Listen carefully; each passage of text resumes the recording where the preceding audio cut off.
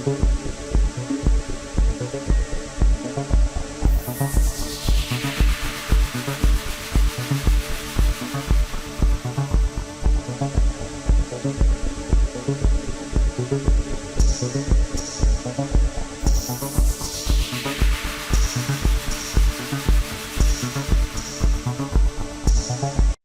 திகழ் வழங்கும் 10ஆம் வகுப்பு தமிழ் இயல் 6 அகப்பொருள் இலக்கணம். முக்கிய குறிப்புகள்: மலையும் மலை சார்ந்த இடமும் குறிஞ்சி, காடும் காடு சார்ந்த இடமும் முல்லை, வயலும் வயல் சார்ந்த இடமும் மருதம், கடலும் கடல் சார்ந்த இடமும் நெய்தல், சுரமும் சுரம் சார்ந்த இடமும் பாலை. அன்புடைய தலைவன் தலைவி இடையிலான உறவு நிலைகளை கூறுவது அகத்திணை. அகத்திணை 7: குறிஞ்சி, முல்லை, மருதம், நெய்தல், பாலை, கைக்கிளை, பெருந்திணை. குறிஞ்சி, முல்லை, மருதம், நெய்தல், பாலை என்பவை அன்பின் ஐந்திணைகள் எனப்படுகிறது. பொருள் என்பது ஒழுக்க முறை. தமிழர் வாழ்வியலை அகம் புறம் என வகுத்தனர். முதற் பொருள், கருப்பொருள், உரிப்பொருள் ஆகியன 5 திணைகளுக்கு உரியன. முதற் பொருள் என்பது நிலமும் பொழுதும். பொழுது பெரும் பொழுது, சிறு பொழுது என 2 வகைப்படும். ஓராண்டின் 6 கூறுகள் பெரும் பொழுது, ஒரு நாளின் 6 கூறுகள் சிறு பொழுது.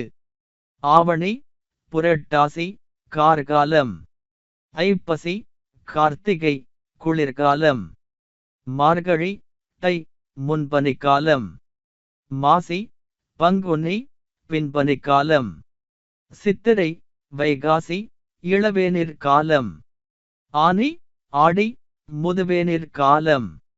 காலை 6 மணி முதல் 10 மணி வரை காலை. காலை 10 மணி முதல் 2 மணி வரை நண்பகல். பிற்பகல் 2 மணி முதல் 6 மணி வரை ஏற்பாடு.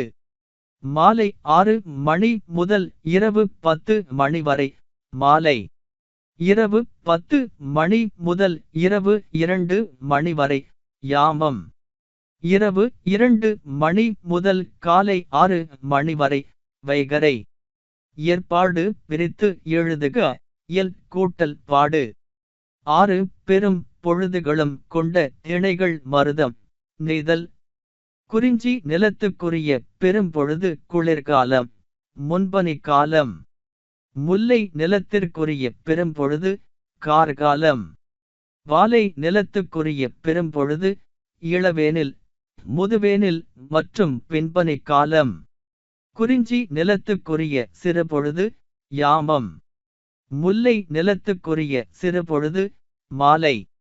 மருத நிலத்துக்குரிய சிறுபொழுது வைகறை. நெய்தல் நிலத்திற்குரிய சிறுபொழுது ஏற்பாடு. பாலை நிலத்திற்குரிய சிறுபொழுது நண்பகல். கவிதையில் உரிப்பொருளை கருப்பொருள் பின்னணியில் அமைத்து பாடுவது தமிழர் மரபு. வாழ்த்துக்கள் மாணவ செல்வங்களே.